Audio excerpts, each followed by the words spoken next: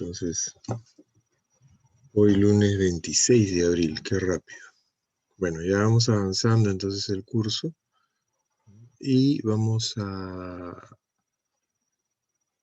empezar hoy día otro tema, que es el tema de uniones, pero antes de eso me gustaría repasar, ¿no? Había un tema pendiente que era, parece que nos quedó un último ejemplo de compresión, así que vamos a ver a ese ejemplo de compresión. Ok, entonces permítanme un momentito, vamos a abrir acá. Ahí está. Listo, ya está. Déjenme compartir acá. ¿Me escuchan bien todos? Buenos días, ingeniero. Sí, se le escucha. Ok. Voy a apagar mi cámara para que tengamos más velocidad. Ok. Entonces, antes de ver eso quería ver esto, ¿no?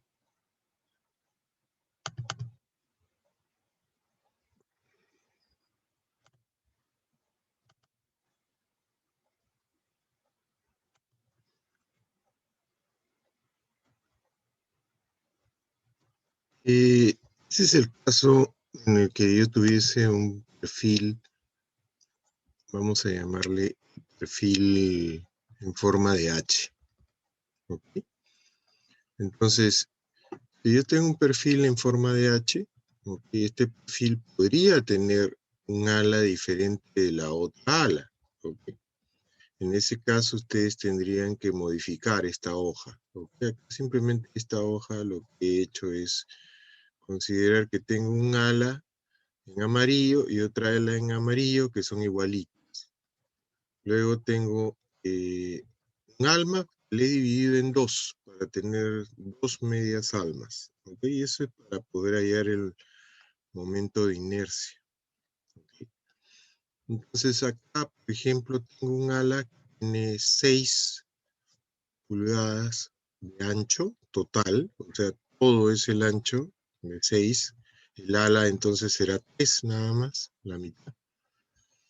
Tengo un alma que es 6, o sea, 6 sería interior. ¿Okay? Tengo un espesor, en ambos casos, que es de media. ¿Okay? Entonces, acá estoy hallando el esbeltez del ala. ¿Okay? Los 6 medios de TF. ¿Okay? Entonces, eso me da 6. Acá estoy hallando el esbeltez del alma. Sería 6 entre un medio. O sea, H sobre TW. Los límites en este caso, ¿no? Acá, aquí considerado 0,64 y 42. ¿Okay? Entonces, he considerado como que es de plancha. ¿Okay? Para ver, déjenme, vamos a chequearlo. ¿Okay? Vamos a chequearlo si es así. Entonces voy a abrir acá la norma. Ustedes hagan lo mismo. Ah, no, esta no era. Me equivoqué. Esta no es. Esta es. Me voy al capítulo de compresión. ¿Ok? Ah, no. A la tabla B. Quiero ver la tabla B 41A. Ahí está. Acá está la B41A. Voy a hacerla crecer. Entonces, en este caso yo estaría en el caso 2, ¿no? Ese es el caso 2. En el caso 2, tengo 0,64 de la raíz de KC. KC está al final de la tabla, ¿ok? Hay una llamada. KC es 4 sobre la raíz de H sobre TW y debe estar en un rango de 0,35 a 0,72. A 76, perdón. ¿Ok? Entonces ese es su rango de KC. ¿ok? Y para el alma es el caso 11, ¿ok? Es 0,38 de E sobre FY, ¿ok? Perdón, esta es la B. Yo tengo que tomar la A. La A nada más. En la A, entonces, para el alma sería 1,49, ¿ok? Esos son sus límites. Entonces acá yo tengo el 0,64, ¿ok? Y acá está el cálculo de KC, por este lado, ¿no? Entonces acá yo tengo cuánto vale el FY, cuánto vale el E. FL es el 70% del FY, y acá he calculado, ¿no? Acá, por ejemplo, el KC es 4 sobre la raíz de H sobre TW. Me sale 0,35 a 0,76, ¿ok? Me recomiendan que sea en ese límite, ¿ok? Sin embargo, en este perfil, ¿ok? Me sale 1,15, entonces el valor que yo debo de tomar es el valor máximo, el 1,76, el 0,76. Y con eso he calculado, acá también calculo el J como la suma de los B por T al cubo sobre 3, ¿ok? Y he considerado que hay un factor C que vamos a usar después, que considero que es 1, y la distancia entre los centroides de, de, de ala sería la mitad del ala por acá, la mitad del ala por acá, o sea, es un ala más H, ¿ok? Entonces, todo eso he calculado en esta zona. De ahí, entonces, al usar este KC, en este caso el KC máximo porque me he salido del rango, ¿ok? Estoy obteniendo 18,93 como límite. Y por acá, 1,49, la raíz de E sobre FY sería 42. Yo tengo 12 en contra de 42 y tengo 6 en contra de 18. Eso quiere decir que esta sección es no esbelta. ¿Ok? Entonces, tengo secciones no esbeltas en este caso, para cada elemento. Acá lo que estoy haciendo es hallar el ala.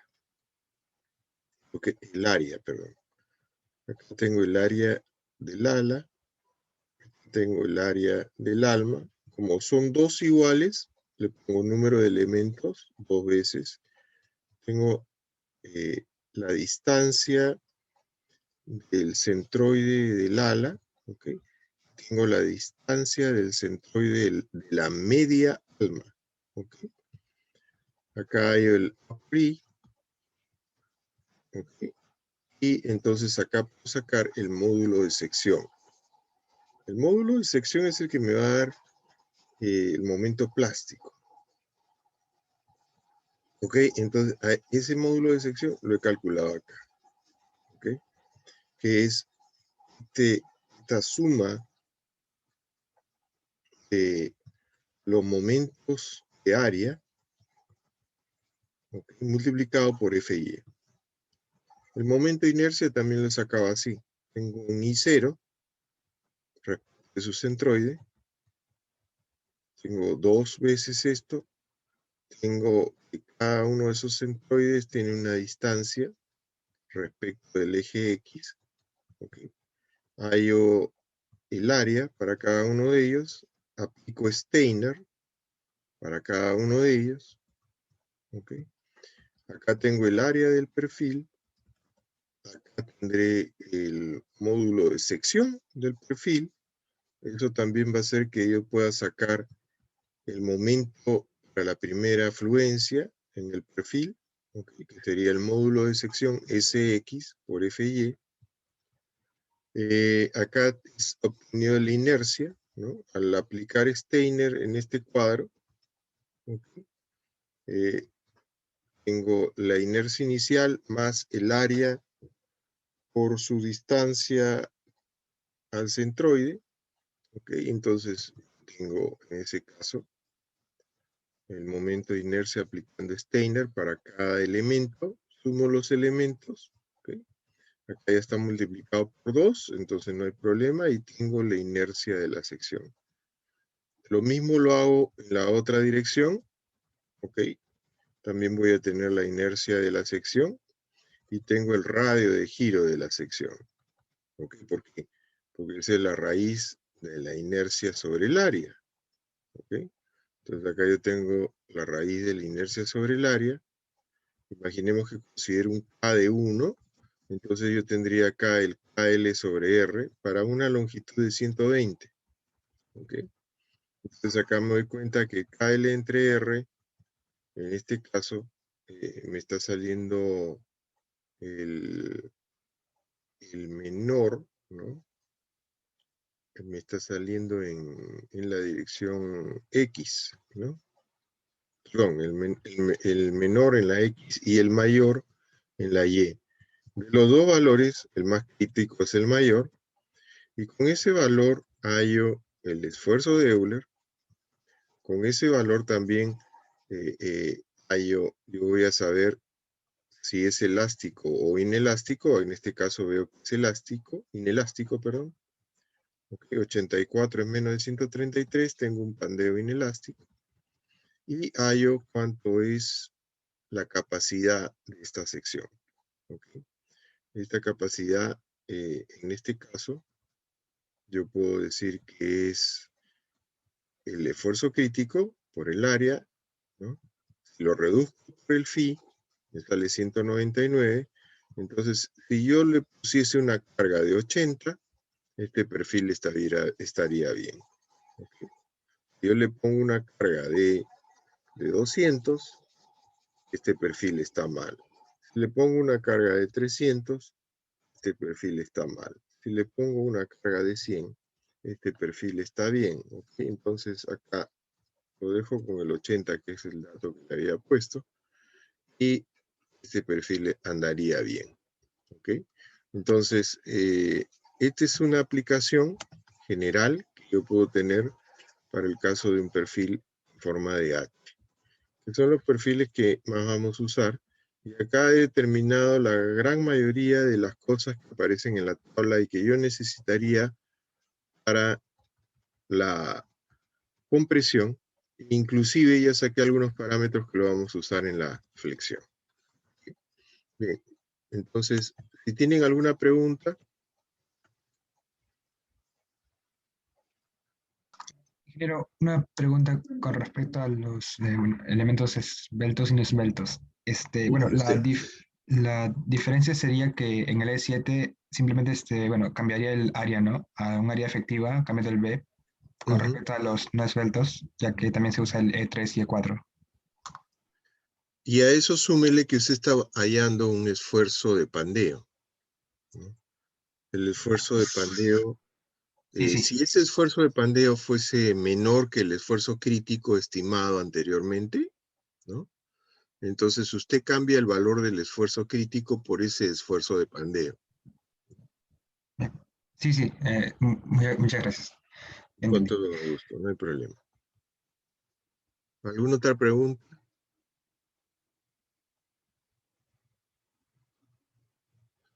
Ok, entonces vamos a continuar, ¿no? Con el motivo de la clase de hoy.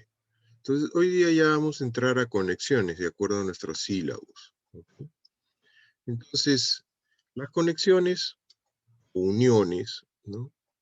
Dependen de la idealización que yo tenga para mi modelo estructural. Entonces, aquí en la vista, ¿no? Yo, por ejemplo, he puesto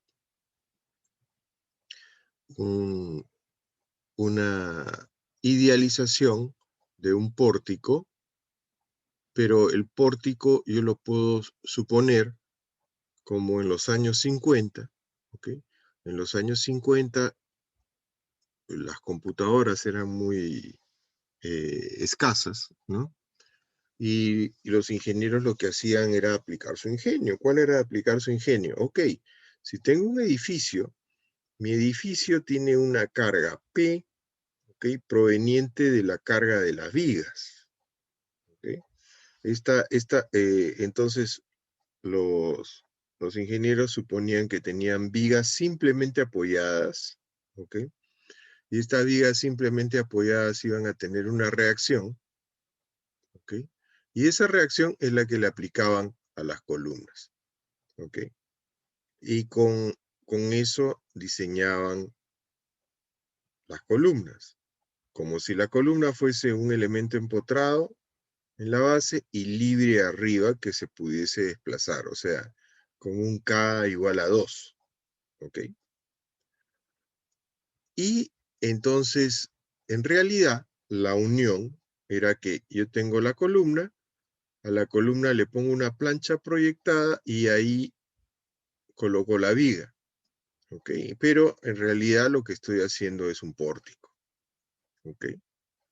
Tiene forma de pórtico, pero ustedes lo pueden diseñar como en el año 50 y uno dice, tengo uniones simples, ¿ok?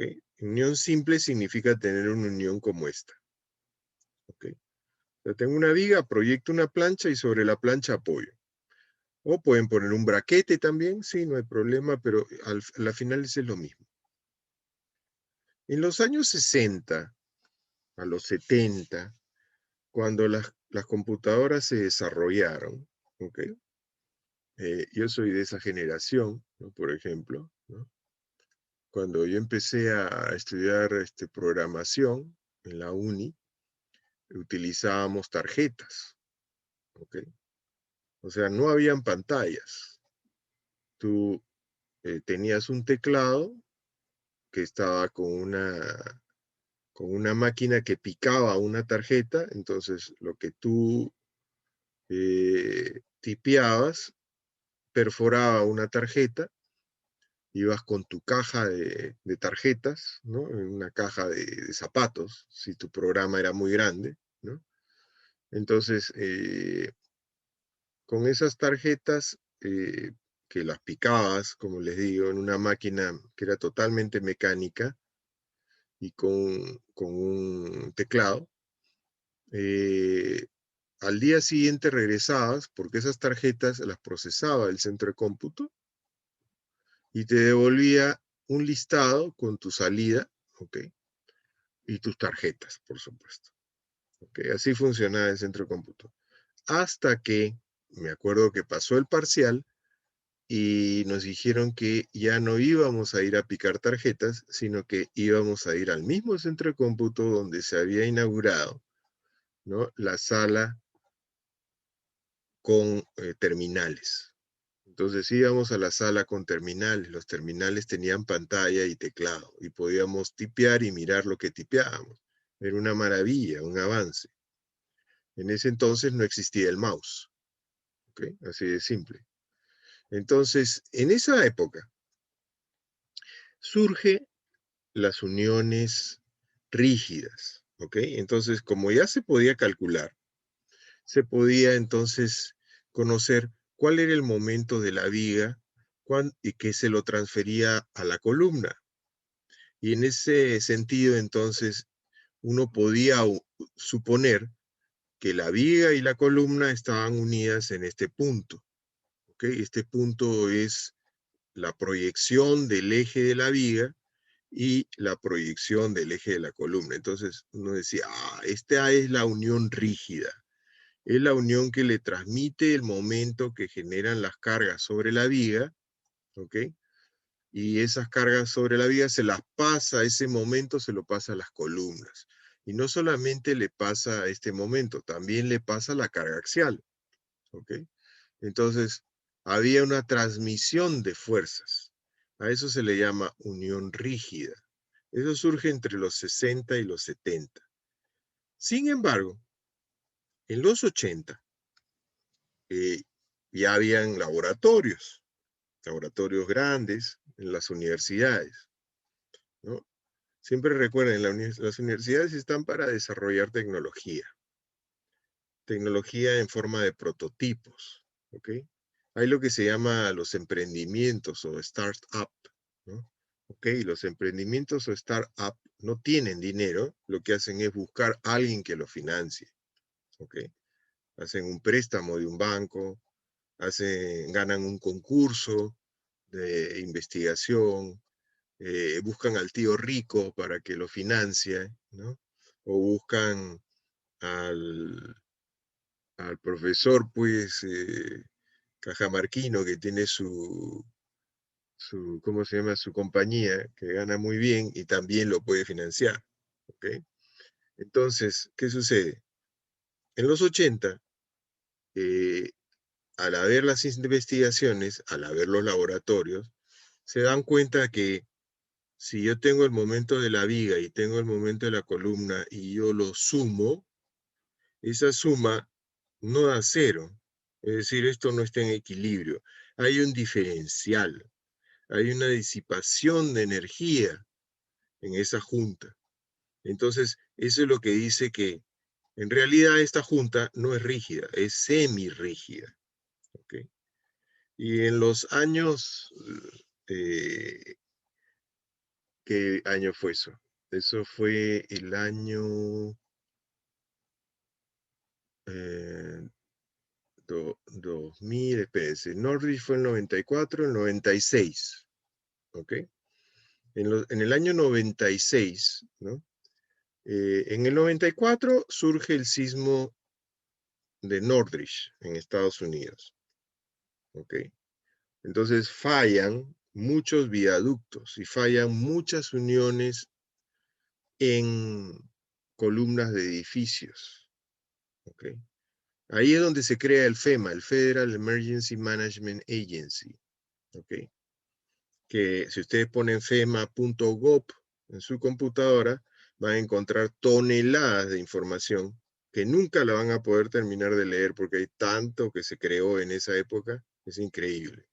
¿Ok? Entonces el FEMA produjo una serie de herramientas, métodos y demás, ¿ok? Que después fueron ratificados. ¿Cuándo? Cuando pasó Norwich, los japoneses fueron a Norwich a aprender, ¿no? Y empezaron a ver, mira esto cómo es, como lo que les ha pasado a los gringos, ¿no? A nosotros no nos va a pasar, pero como todo es karma, ¿ok? Entonces se fue hacia ellos. Y entonces, ¿qué sucedió?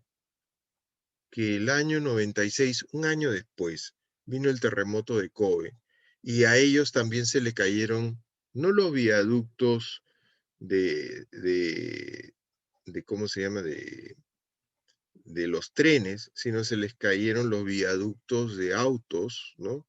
Y se les cayeron edificios de acero y edificios incluso de concreto que tuvieron fallas inexplicables. Entonces ahí el profesor Kuwamura, ¿no? Empezó en la Universidad de Tokio, empezó a trabajar, hizo un laboratorio que reprodujo el día del terremoto de Kobe. El día del terremoto de Kobe había una temperatura que era bajo cero. Entonces recreó dentro de un laboratorio una temperatura bajo cero y hizo ensayos en el acero. Y encontró que esta diferencia es del orden del 20%. Y que las uniones que habían fallado porque habían sido diseñadas como rígidas, pero a la hora del ensayo su capacidad era solamente del 80% de eso. A partir de ahí es que se tiene el criterio de que si tú tienes una unión rígida, ok, puedes diseñarlo como rígido, pero siempre ten un slack, o sea, ten un factor de seguridad fuera del factor phi. ¿Por qué? Porque esa unión en realidad no soporta este nivel de momento, sino esa unión soporta un momento menor. Entonces, la unión simple de los años 50 efectivamente no tiene capacidad de transmitir momento, solamente podría transmitir en el mejor de los casos un 5% del momento de la capacidad de la sección. ¿Okay? Entonces, las uniones a partir de ahí se clasifican en simples, rígidas y semirrígidas. Las semirrígidas se tratan de tener mayor capacidad, ¿ok? Pero con la conciencia de que hay que darle cierta holgura a la unión. Entonces, el tipo de unión está relacionado con el tipo de estructura. Esto que he hablado es para pórtico, pero también existen los pórticos que son arriostrados, ¿ok? Es decir, tienen arriostres concéntricos. Ustedes en la norma de sismo, en la norma 030, van a encontrar esta tabla, la tabla número 7. Y ahí en el caso de las estructuras de acero aparecen los diferentes sistemas estructurales que podríamos encontrar. ¿Ok? Hay más sistemas estructurales que podríamos encontrar con acero y con concreto, que son los sistemas compuestos. ¿Ok? Pero en el Perú realmente no se construye con compuestos, recién se está empezando. ¿Ok? Bueno, yo he construido algunos edificios con compuestos ya hace como 10, 15 años, ¿ok?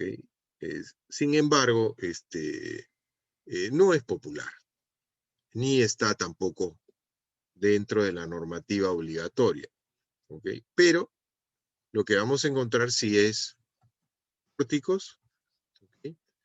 Pórtico arriostrado, pórtico sin arriostrar o pórtico con arriostre excéntrico. Entonces acá en esta tabla van a encontrar los pórticos especiales. Los pórticos especiales son los que tienen alta ductilidad, ¿ok? Son los que van a llegar a la máxima capacidad de las secciones, es decir, van a llegar al momento plástico, el momento último, son los únicos que llegarán. Después hay los pórticos intermedios, ¿ok? Los pórticos que tienen mediana ductilidad, ¿ok? Entonces, mediana de formación inelástica, realmente. Y están los pórticos OMF, que son los pórticos ordinarios, que son los pórticos para los cuales estamos haciendo el curso, ¿ok? Pórticos ordinarios. Y si nosotros quisiéramos pórticos de alta ductilidad, entonces tendríamos que adicionar a todo nuestro diseño las recomendaciones sísmicas que están en el capítulo 13 de la propuesta de norma, que yo se los he pasado en el aula virtual. ¿Ok? Entonces, hay que ser conscientes. Tenemos uniones rígidas, semirrígidas y simples, y tenemos pórticos ordinarios de mediana ductilidad y de alta ductilidad, a los cuales los de alta ductilidad son los especiales y los de mediana ductilidad son los intermedios. Todos esos están listados dentro de la tabla 7 de la norma de sismos, la norma 030. ¿Okay? Entonces, las uniones hay que identificarlas por el tipo de demanda. ¿Ok? Si yo tengo un elemento cualquiera, de cualquier forma, pero aplico una carga C, entonces estoy aplicando una compresión. Entonces, alrededor del punto donde estoy aplicando, debe haber un efecto local. ¿Ok? Entonces, alrededor yo voy a tener que hay una posibilidad de pandeo local. ¿Por qué? Porque tengo una carga C. Entonces, cuando yo tengo una unión, por ejemplo, simple, donde tengo un elemento que se está apoyando sobre otro elemento, este R que yo tengo acá, ¿ok? Que es la reacción de la viga, yo se lo tengo que aplicar al otro elemento como un menos R. Y el otro elemento va a reaccionar con un R. ¿Ok? En otras palabras, cuando yo tengo un pórtico simple, si esta es mi viga, su reacción es R, pero tengo que tener cuidado que esto puede causar un efecto local, por eso tengo que revisar el pandeo local de la viga. Igual tengo que revisar el pandeo local en la sección de columna. ¿Por qué? Porque voy a aplicar este R de la viga, se lo voy a aplicar a la columna. ¿Ok?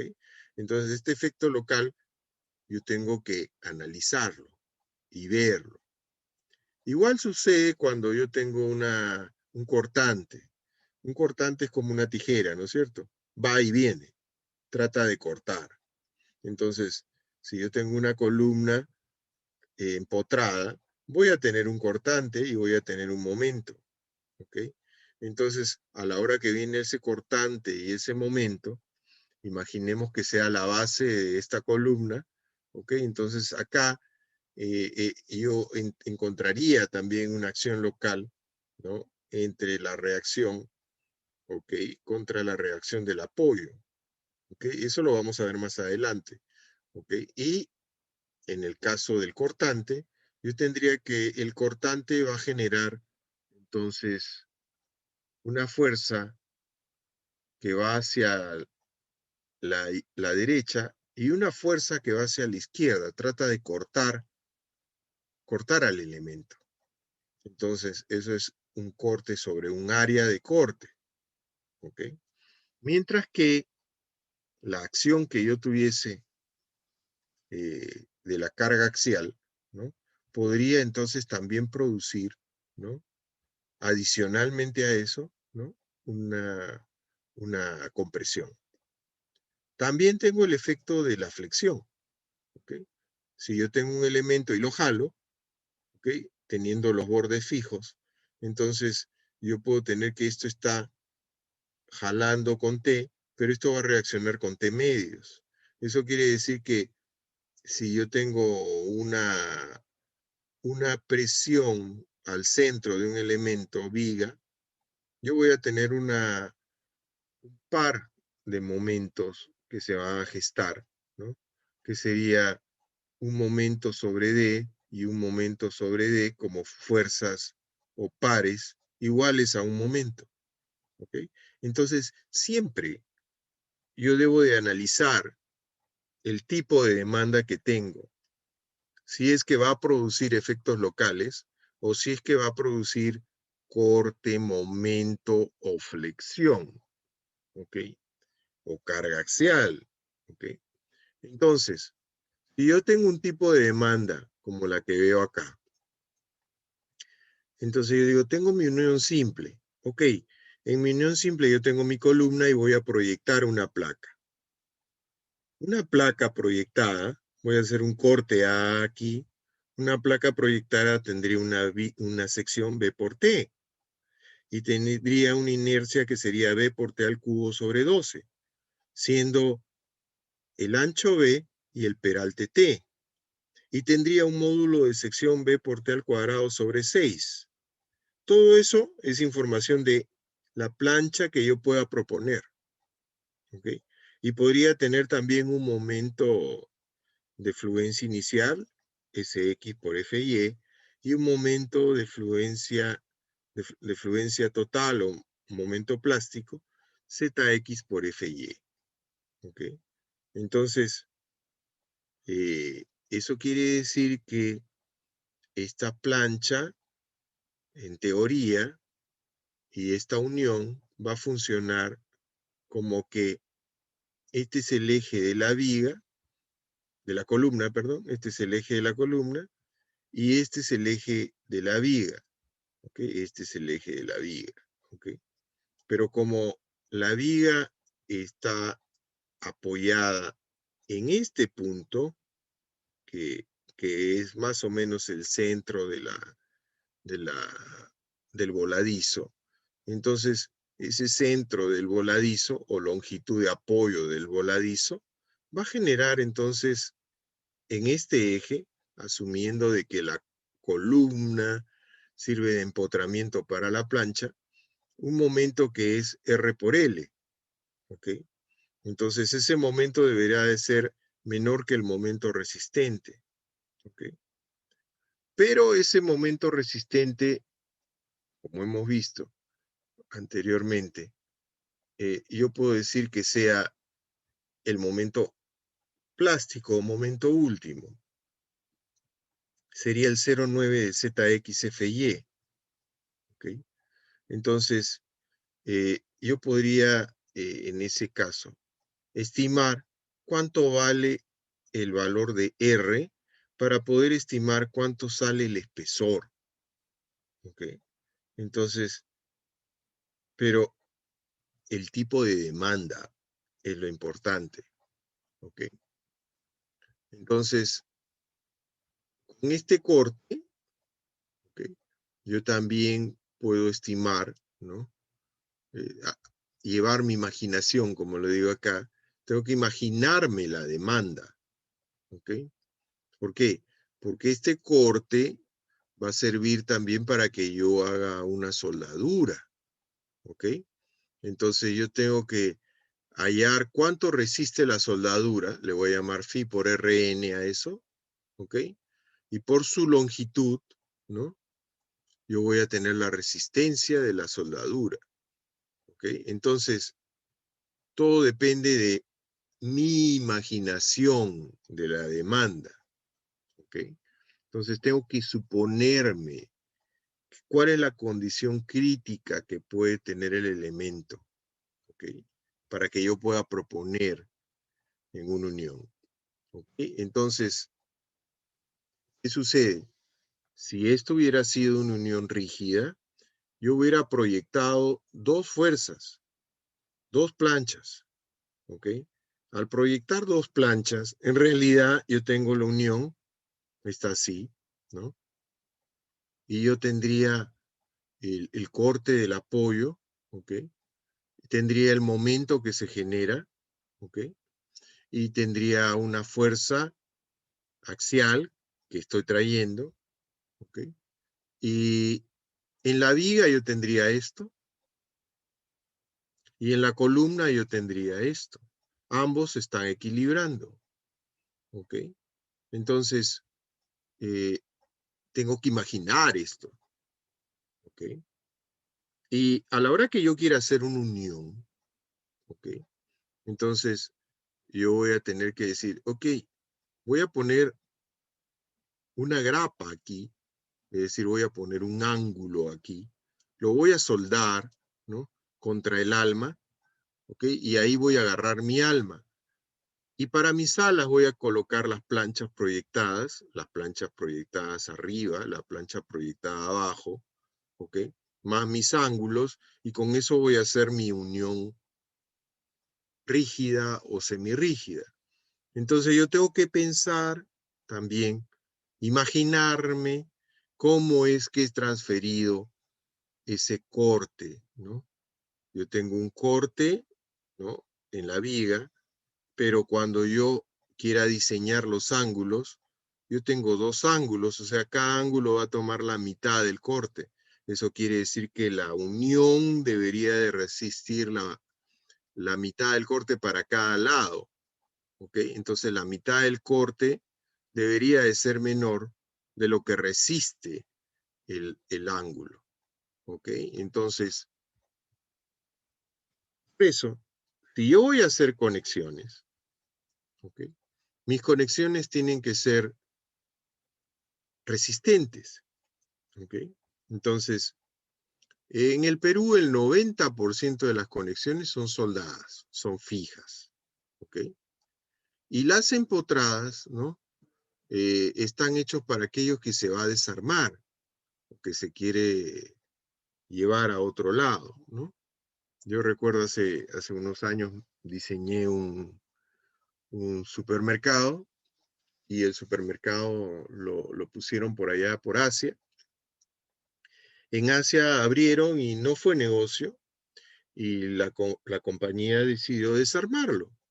Y lo desarmaron, pues estaba todo hecho con pernos, no había ningún problema. Sin embargo, cuando es permanente no lo puedes desarmar, entonces es soldado. ¿Ok? Entonces,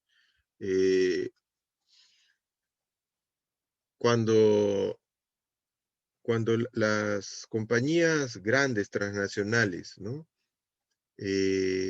Invierten en el Perú, ¿no? Invierten en el Perú y de acuerdo al análisis que ellos hacen, ¿no?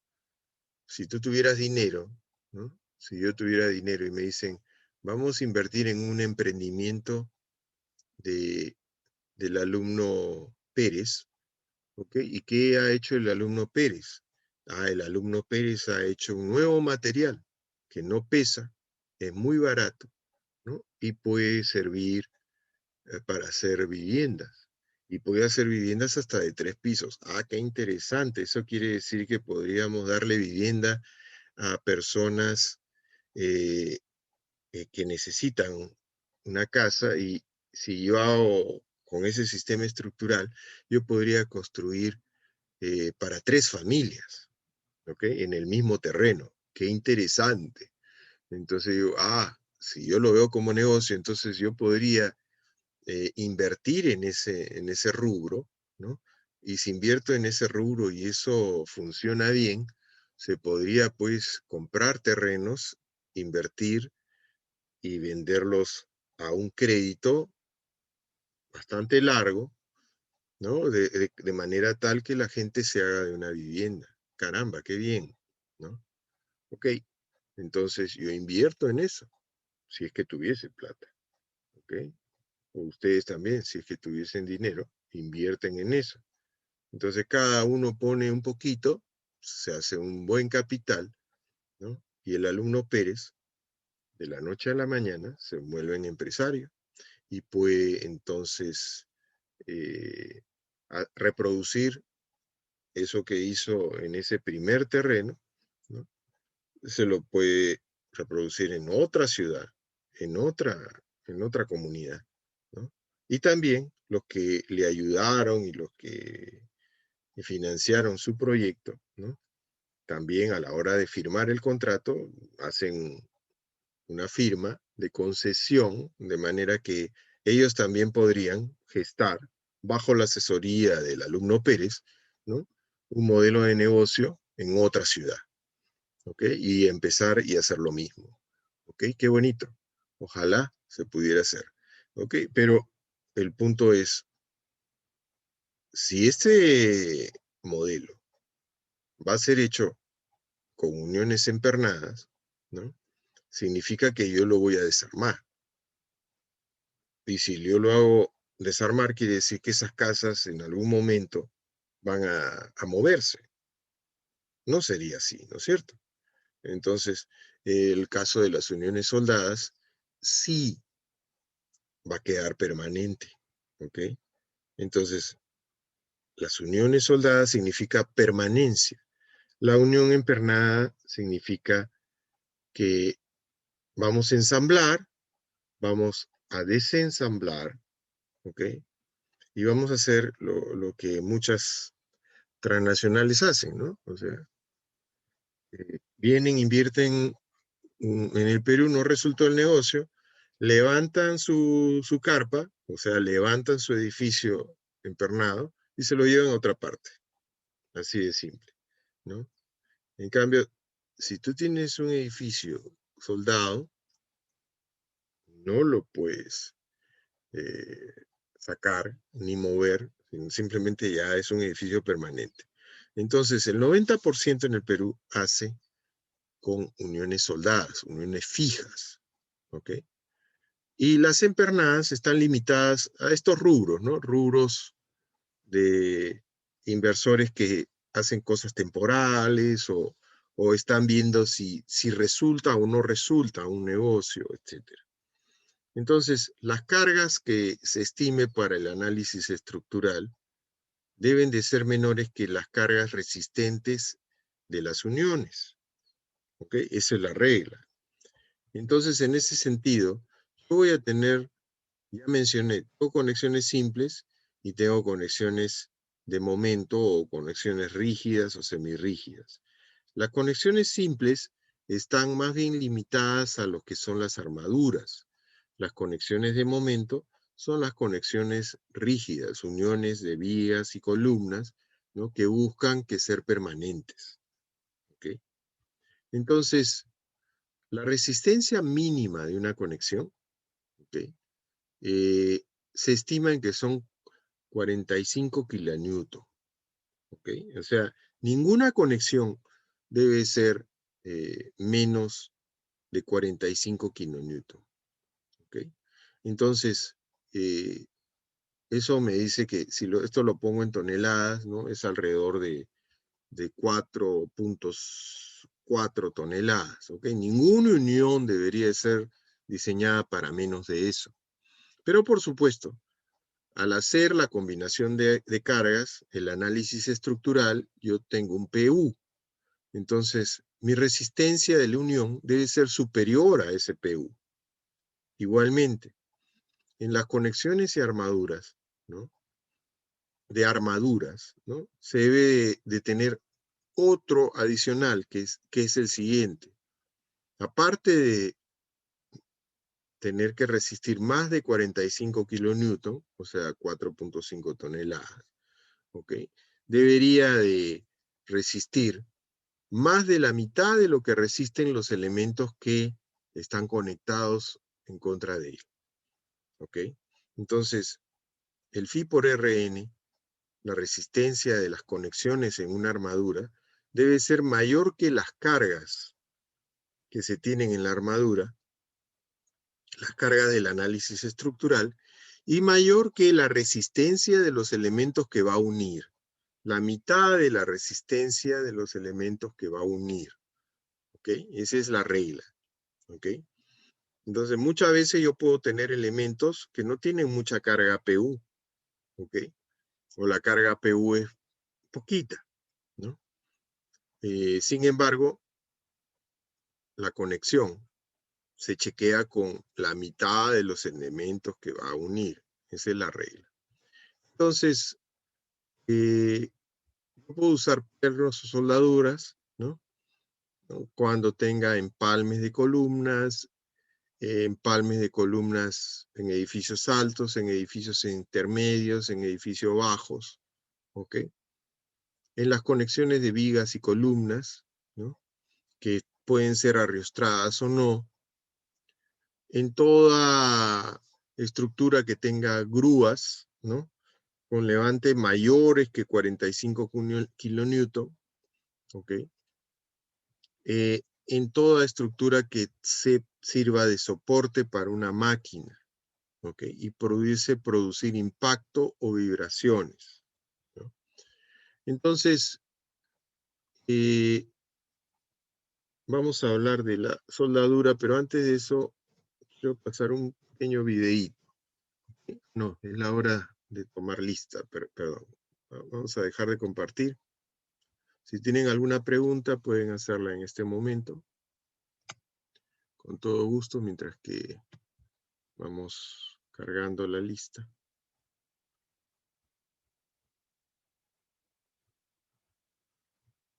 ¿No? Entonces, acá está.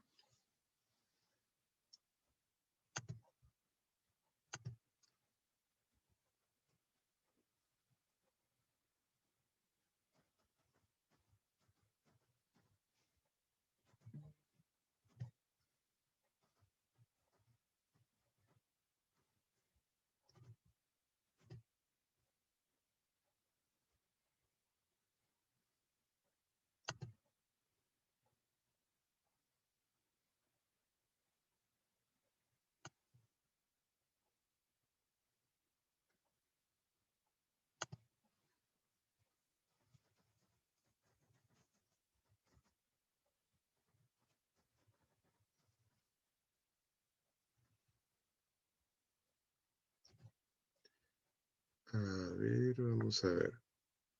Por favor, me contestan. Ampuero.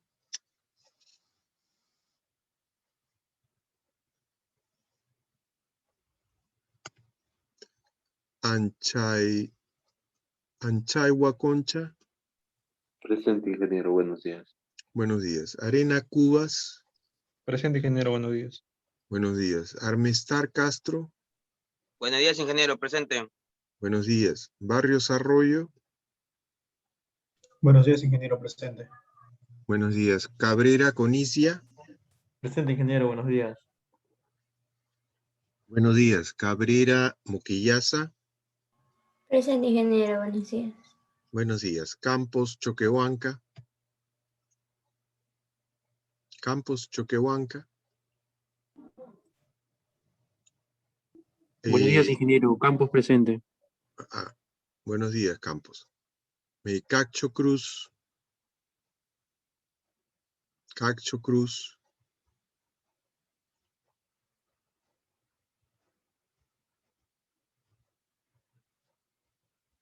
No está, tampoco en el chat. Ok, no está Cacho. Chávez Romero. Presente, ingeniero, buenos días. Buenos días. Cosío Quispe. Cosío Quispe. Espinosa Menes. Espinosa Menes.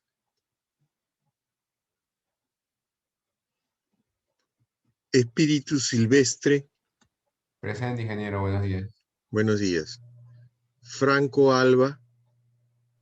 Presente, profesor, buenos días.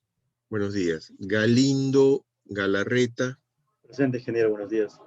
Buenos días. Y Nostroza González. Presente, ingeniero, buenos días. Buenos días. Justiniano Buiza. Presente, ingeniero, buenos días. León Gutiérrez. Presente, ingeniero. Muy bien. Buen día. Luciano Alarco. Presente, ingeniero, buenos días. Buenos días. Machaca Flores. Presente, buenos días. Buenos días. Maldonado de la Torre. Presente, ingeniero, buenos días. Buenos días. Montenegro Martínez. Presente, ingeniero, buenos días. Buenos días. More Sauñe. Presente, ingeniero, buenos días. Buenos días. Núñez Montañez. Presente, ingeniero. Buenos días. Ortiz Medrano. Presente, ingeniero. Buenos días. Paitán Mala. Paitán Mala. Ok. Picoy Maximiliano. Presente, ingeniero, buenos días. Buenos días. Reyes Barba. Presente, ingeniero, buenos días. Buenos días. Ríos Cáceres. Presente, ingeniero, buenos días.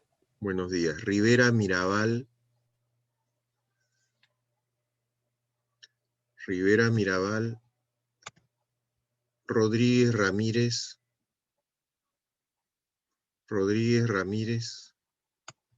Salinas Villar.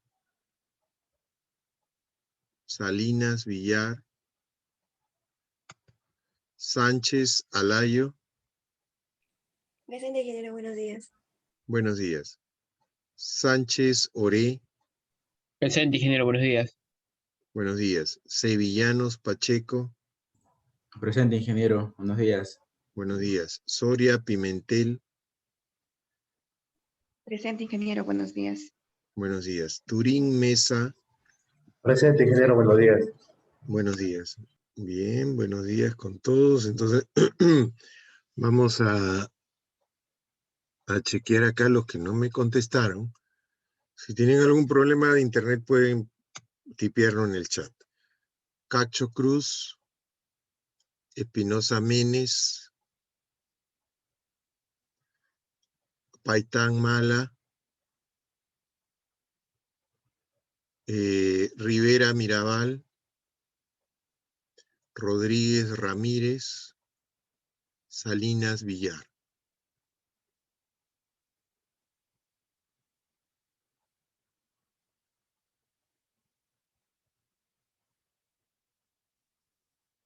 Ok.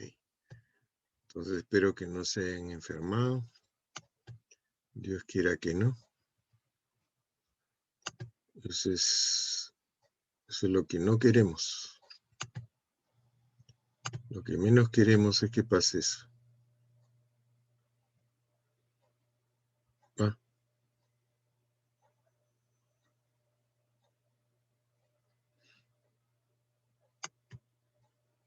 Por ahí apareció Cosío presente, dice. A ver, voy a tener que entrar de nuevo.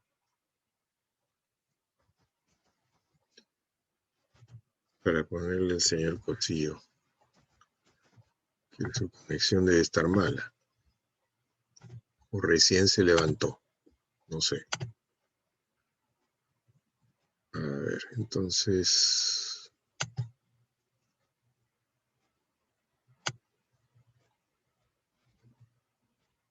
cocido, acá está. Ok, entonces tenemos 6 ausentes. Listo, marcamos. Ya está, entonces el señor Cosío también registrada su asistencia. Listo, salgamos de acá y regresamos entonces a la clase. Entonces, me olvidé del video, ¿no? Un ratito. Voy a cargar un video. Quiero que vean un videíto de esta parte. ¿Ok?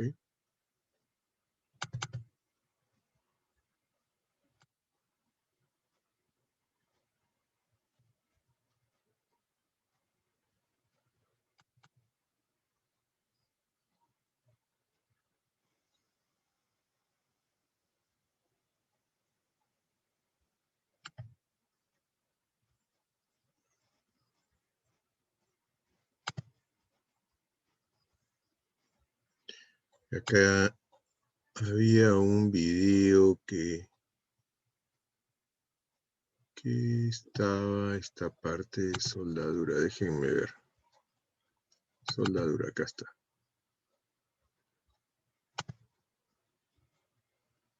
Eso está por acá.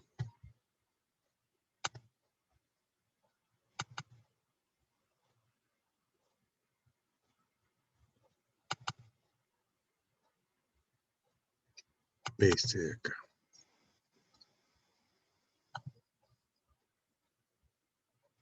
Ok, entonces voy a compartir un video con ustedes. Debo de compartir el sonido para que lo escuchen. Ok. Entonces vamos a ver este videíto que está acá. Ok.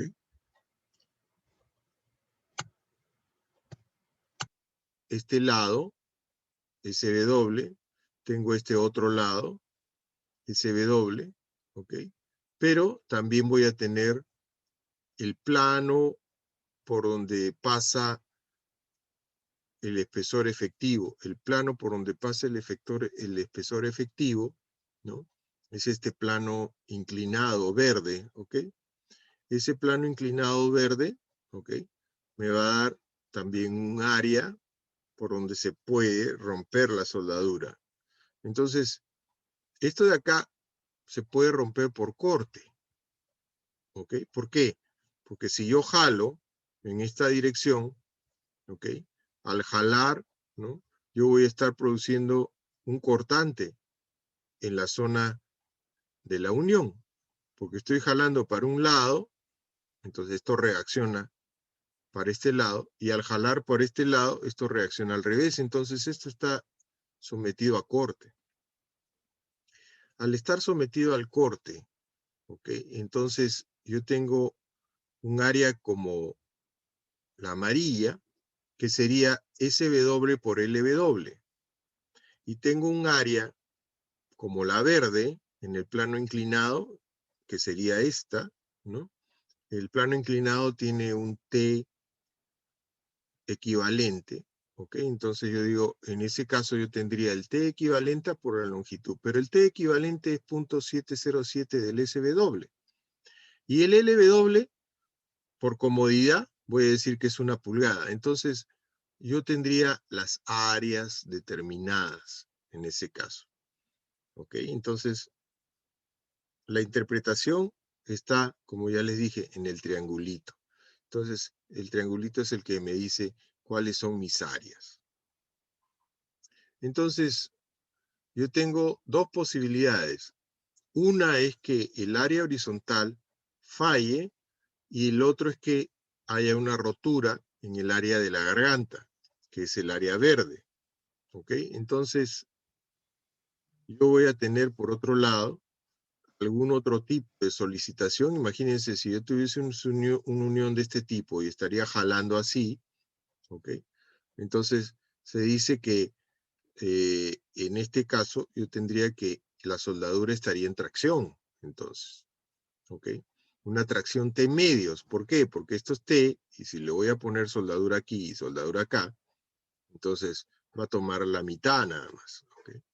Entonces igual, yo tendría esta área que tengo acá sería SW por 1. ¿Ok? Porque voy a asumir que tengo 1 pulgada de soldadura. Igual acá yo tendría un T efectivo por 1. ¿Por qué? Porque se puede romper acá también. ¿Ok? Entonces, las áreas en la soldadura es bien importante.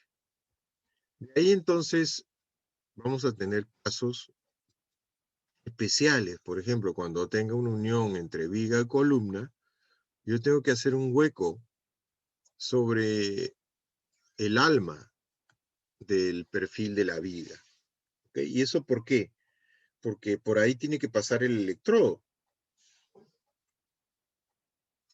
Recuerdo cuando yo estaba estudiando ahí en la Universidad de Tokio, ahí pasó el terremoto de Kobe, justo fue el año que yo estaba trabajando en mi tesis. Y fuimos pues a ver el experimento del profesor Kuwamura, ¿no? Después, como al medio año. Y ahí se descubrió esto, ¿no?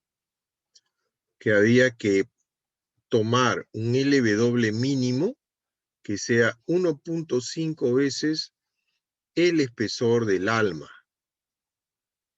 Si tú no haces eso, la unión va a fallar, ¿ok? Porque no vas a tener suficiente espacio como para desarrollar el listón de soldadura en la zona del alma, ¿ok? O sea, en la zona donde pasa el alma, ¿ok? Entonces, es importante este hueco de acceso. Tiene una longitud de 1.5 del TW por el TW. Cuando yo tengo planchas, ¿okay? Por ejemplo, acá tengo una plancha y otra plancha y tengo unas tracciones que se están aplicando a cada lado. Entonces, como las dos planchas, una está sobrepuesta sobre la otra, yo voy a tener una longitud mínima y voy a tener también una longitud máxima. ¿Ok? La longitud mínima de soldadura siempre se dice es 2 veces el SW. ¿Ok? Y la longitud máxima es 70 veces el SW. Y la longitud mínima en traslapes, ¿ok? Esta es una unión traslapada. En traslapes es 4 veces el SW, ¿ok? Entonces, el 4 veces el SW es cuando la dirección es paralela a la soldadura, ¿ok? La dirección de aplicación de la carga es paralela, ¿no? Este eje es paralelo a la soldadura, ¿ok? Mientras que para esto sería perpendicular. Estas que están perpendiculares, ¿no? Se les pone el tamaño mínimo y realmente no se diseñan, se les pone el tamaño mínimo de frente, porque la norma lo dice así, ¿ok? Entonces, acá, si yo hice un corte XX, este es el corte XX, déjenme ponerle acá que esto es XX, ¿ok? Entonces, el corte XX es el que estoy mostrando acá. Entonces yo tendría en este corte XX, ¿ok? Yo voy a ver a la plancha de abajo y la plancha de arriba montada, ¿no es cierto? Y acá va a estar la soldadura, ¿ok? Y esto de aquí, ¿no?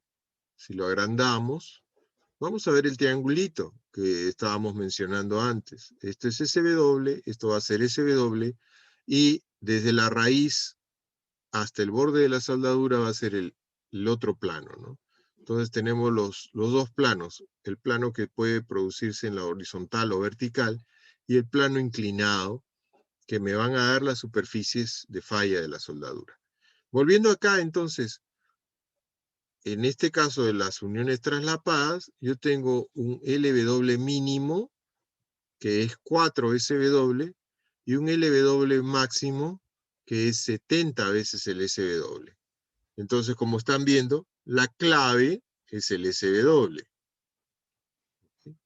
Hay otro tipo de soldadura, fuera de las que acabamos de ver. Hemos visto la soldadura de filete, ¿no? Hemos visto la soldadura canalada, la soldadura de filete, y también hay esta soldadura, que es la soldadura de tapón.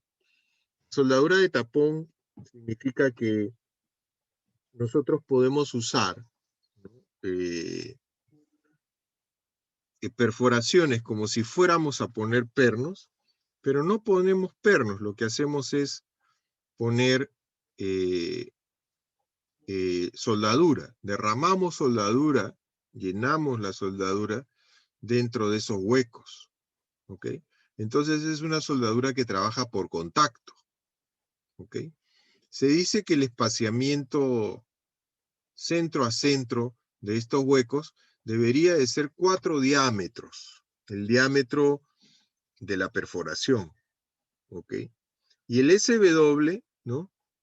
Debería de estar en función de el T, ¿ok? Cuando es menor que 16 milímetros de espesor, ¿ok? O T medios cuando es mayor que los 16 milímetros de espesor. Hay también soldadura de ranura, que significa igual, en el lugar de hacer huecos circulares, hago huecos tipo ojo chino, ¿ok? Entonces, según la dimensión, yo tendría una dimensión A, que anda entre los 8 milímetros y los 2,25 de SW, ¿no? Y una longitud de la ranura de 10 veces el SW, ¿ok? Entonces, en ese caso, ¿no? Yo también puedo dimensionar esa soldadura. Bien, entonces, ¿cómo es que nosotros diseñamos la soldadura? Si ustedes se van al capítulo J de la norma, va a encontrar esta tabla, ¿no? Que aparece aquí, que es la tabla de resistencia disponible de la soldadura, ¿ok? Que es la tabla J25, me parece, ¿ok? Entonces, en esta tabla, ¿no? Para el caso de las soldaduras de filete, yo voy a encontrar que me dice lo siguiente: para el material base gobierna J4, entonces tendré que consultar la sección J4 en corte. Y para la soldadura, el phi vale 0,75, 0,6 del material de aporte, del esfuerzo de fluencia del material de aporte, y el área, veas J22. Bueno, este J22 es lo que ya les expliqué, ¿ok? Entonces, ese J22 ya se los he explicado, ¿ok? Es lo referente a las áreas. Y cuando está en tracción o compresión paralela al eje de la soldadura, ¿ok? Dice, la tracción de las partes que estén paralelas al eje de la soldadura no se va a considerar en el diseño, ¿ok? Por eso es que le decía, cuando yo tengo una tracción o compresión, ¿ok? Que esté paralela, yo la desprecio, ¿ok? En ese caso, ¿ok? Entonces, por eso, generalmente andamos diseñando en corte. Bien, entonces, ¿qué es lo que dice la norma? Vas a hallar la resistencia del material base y vas a hallar la resistencia del material de aporte, ¿ok? La resistencia del material de aporte es la que está por el electrodo, generalmente, y por las áreas que son función de SW. Y lado del material base lo vas a sacar generalmente con el J4. Entonces, en el capítulo J es muy importante leer el J4, porque ese es el que nos va a dar cómo calcular las demandas sobre las áreas que se ven afectadas en la soldadura. De los dos valores debo tomar el valor mínimo, y ese será la resistencia de mi soldadura.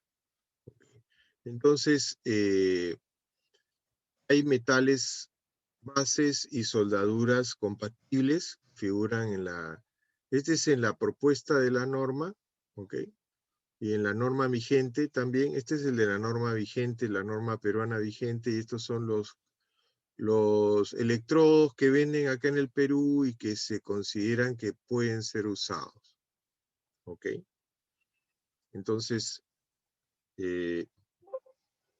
voy a quedarme ahí esta mañana. ¿Ok? Entonces, si tienen alguna pregunta, con todo gusto.